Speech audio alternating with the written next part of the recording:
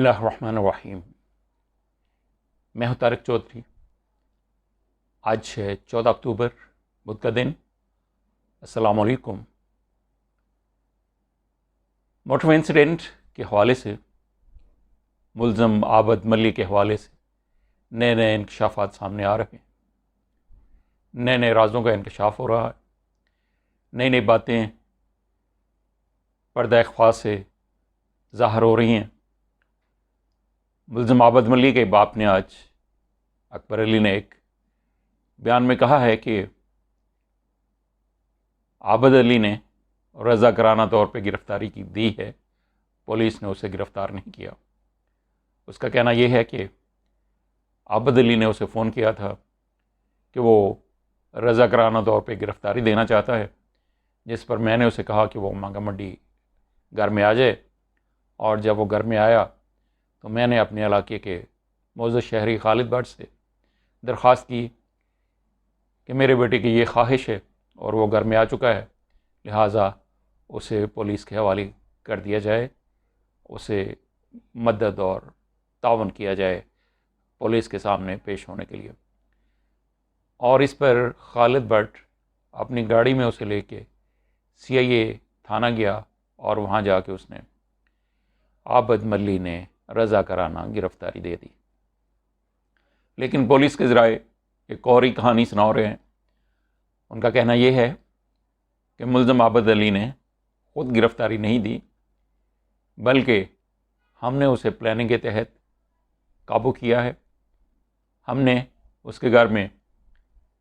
ایک lady constable سمیت 2 police اہلکاروں کو مستقل متعین کر رکھا تھا، اور اس کے گھر کے سامنے والے گھر کو کرائے پہ لے رکھا تھا، جہاں ہمہ وقت 2 پولیس اہلکار متعین تھے، اور وہ گرفتاری کے لیے تیار تھے کہ جو ہی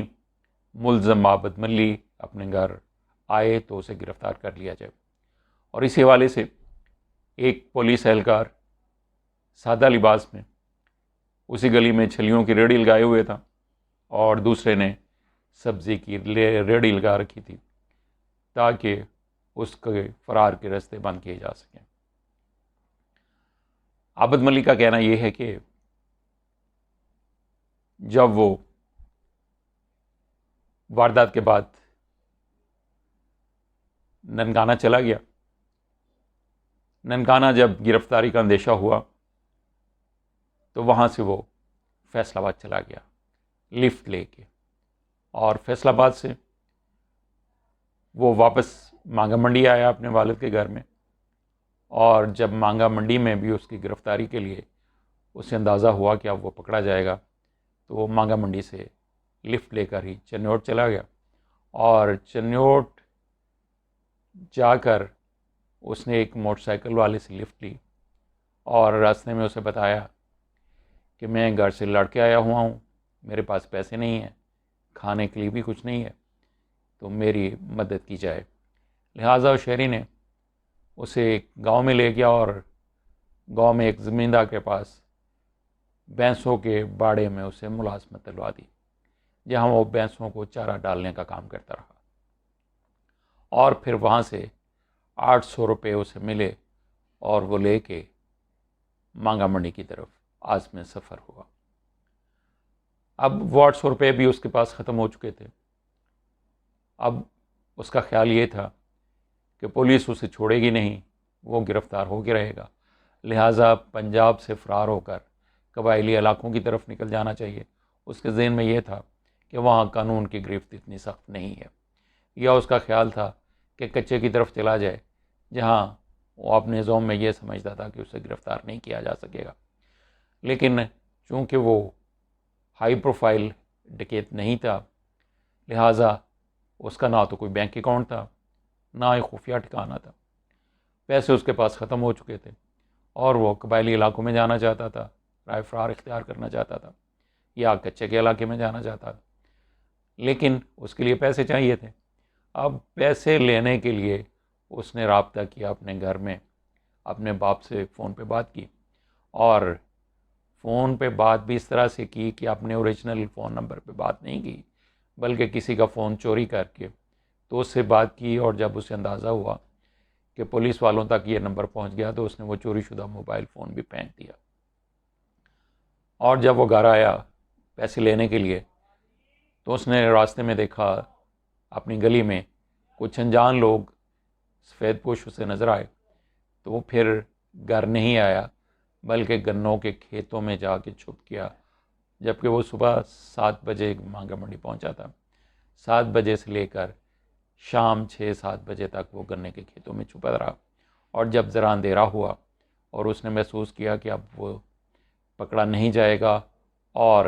وہ سادہ پوش بھی جا چکے ہوں گے، تو پھر وہ گھر کی پچھلی دیوار پھلانگ کے گھر آیا، اور جو ہی وہ گھر میں داخل ہوا تو پولیس والوں کا کہنا یہ ہے کہ ہم نے اسے گرفتار کر لیا. تو اس طرح سے وہ شخص جو ایک چھلاوا بنا ہوا تھا، دہشت کی علامت تھا، کس طرح سے وہ ایک طرح سے بھیک مانگ کے لفٹ لے کے فیصل آباد جاتا ہے،